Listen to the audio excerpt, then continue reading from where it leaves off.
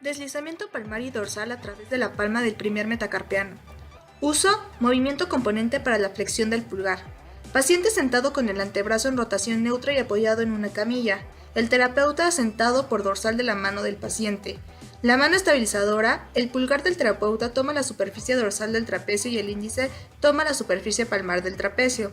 La mano manipuladora: el pulgar contacta con la superficie dorsal de la proximal del primer metacarpiano y el índice contacta con la superficie palmar proximal del primer metacarpiano.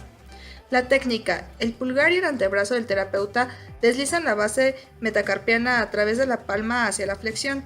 Para el deslizamiento palmar, alejándolo de la palma, movimiento componente para la extensión del pulgar. La fuerza se realiza hacia dorsal.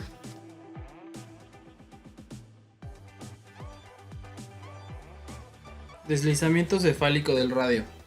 Uso: movimiento componente necesario para la flexión de codo y extensión de muñeca. Paciente de pie o en decúbito supino. Terapeuta de pie hacia el lado radial del paciente, sosteniendo el húmero a 20 grados de abducción. La mano estabilizadora del terapeuta toma la superficie distal anterior del húmero y la región proximal del cúbito.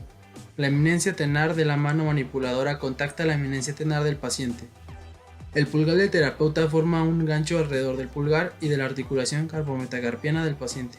La mano manipuladora mantiene en la máxima extensión la muñeca del paciente. Técnica: el antebrazo del terapeuta realiza movimientos cefálicos mediante la eminencia tenar. Si es posible, un dedo de la mano estabilizadora palpa la línea articular radiohumeral para sentir movimiento. Mantiene el movimiento cefálico y se realiza movimiento oscilatorio rotatorio manteniendo este movimiento hacia el final del rango de flexión. Deslizamiento palmar y dorsal de la fila proximal del carpo. Para el deslizamiento palmar, uso: movimiento componente necesario para la extensión de la muñeca. Paciente sentado con el antebrazo pronado y apoyado sobre la camilla con la muñeca en el borde de la camilla o de la cuña. Terapeuta sentado frente al paciente. Mano estabilizadora del terapeuta toma la superficie dorsal distal del radio y del cúbito. Rodea la superficie radiocubital distal del antebrazo. La camilla o cuña actúan como una estabilización adicional. La mano manipuladora. El espacio membranoso de la mano manipuladora contacta la región proximal dorsal de los huesos carpianos. Técnica: el antebrazo manipulador realiza una fuerza en dirección palmar a través de los contactos de la mano.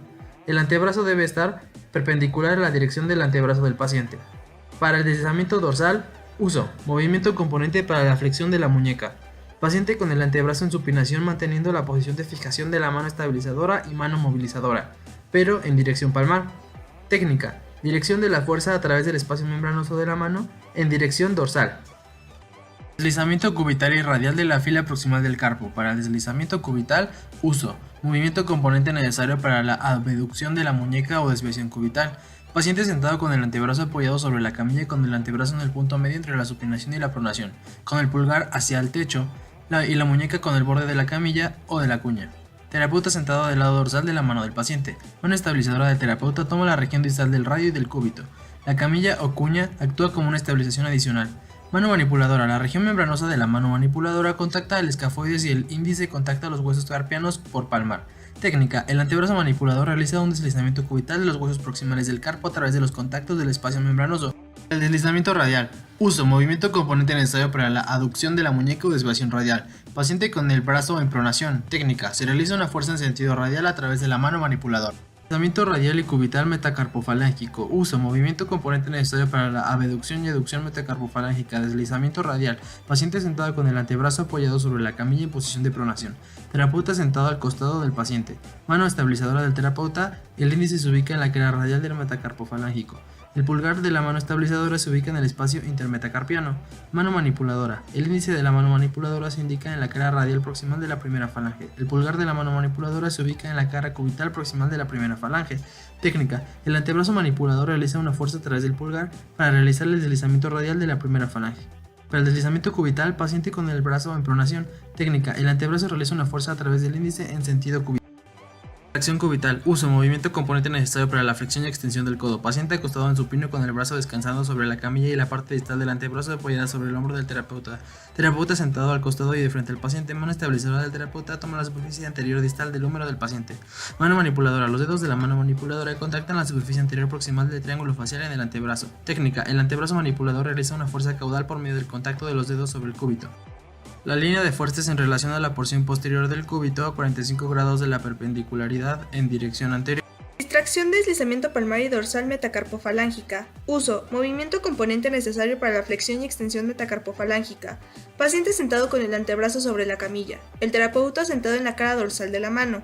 La mano estabilizadora, el índice de la mano estabilizadora se ubica en la cara palmar distal del metacarpo, el pulgar de la mano estabilizadora se ubica en la cara dorsal distal del metacarpo.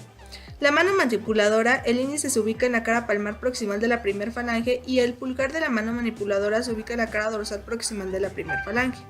En la técnica, para la distracción del antebrazo realiza una fuerza perpendicular a la superficie articular del metacarpo y para el deslizamiento palmar metacarpofalángico la fuerza la desliza el antebrazo a través del pulgar paralelo a la superficie articular del metacarpo.